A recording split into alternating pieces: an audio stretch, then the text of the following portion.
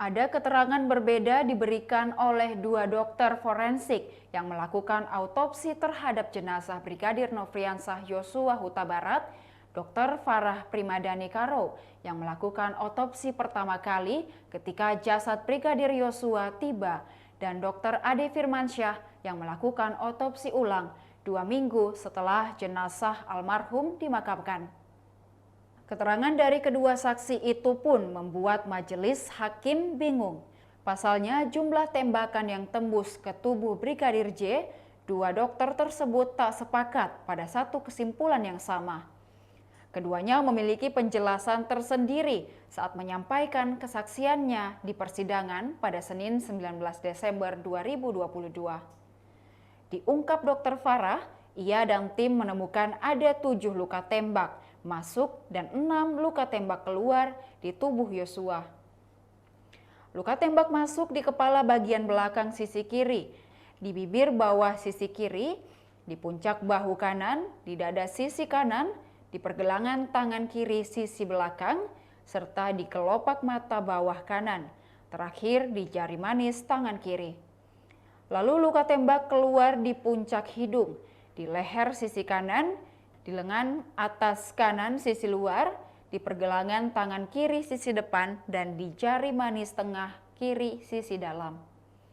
Dan 1 luka bersarang di dada kanan. Berbeda dengan Dr. Farah, Dr. Ade Firmansyah menjelaskan hal berbeda. Diamanatkan untuk mengautopsi jenazah Brigadir J yang sudah 2 minggu lebih dikuburkan. Dr. Ade menemukan hasil berbeda.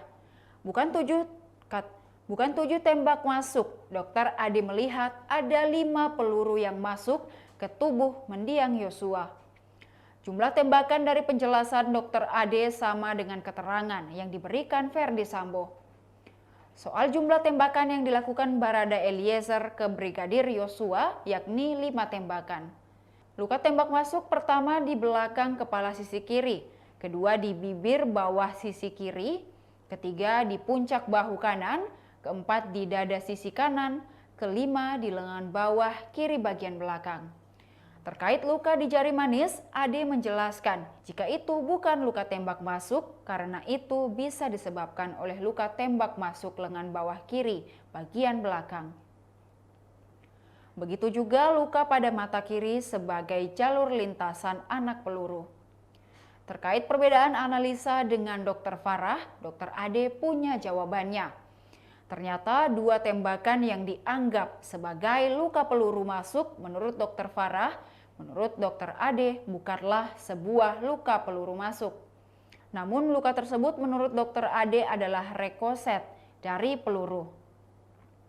Rekoset adalah kondisi ketika proyektil peluru yang ditembakkan memantul karena benda keras. Ketua Hakim Wahyu Imam Santosa pun bertanya ke Dr. Ade tentang lebih mudah mana melakukan autopsi mayat yang segar atau yang sudah dibalsem. Pasti yang masih segar, ujar Dr. Ade. Demikian Tribun Hot News kali ini, saksikan berita lainnya hanya di kanal YouTube dan Facebook Tribun Timur. Terima kasih sudah nonton, jangan lupa like, subscribe, dan share ya!